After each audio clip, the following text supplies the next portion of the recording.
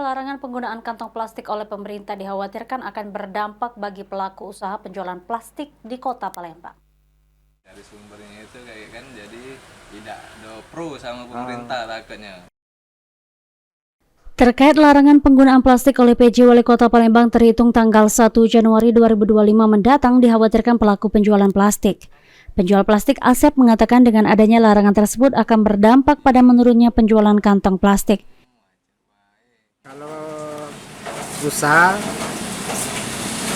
mungkin terdampak untuk usaha kita, karena di segi pembelanjaan mereka selalu akan meminta kantong plastik. Nah, mungkin dengan adanya kita tidak mengeluarkan lagi kantong plastik, mungkin mengurangi minat pembeli. Senada penjual plastik lainnya, Rahmat menyampaikan, meski mendukung program pemerintah Kota Palembang terkait larangan penggunaan kantong plastik, di sisi lain pembeli kantong plastik akan menurun yang nantinya akan berdampak bagi pelaku usaha plastik di Kota Palembang. Diharapkan ke depan ada sosialisasi yang dilakukan pemerintah agar larangan penggunaan kantong plastik dapat berangsur-angsur beralih ke kantong belanja yang lebih ramah lingkungan.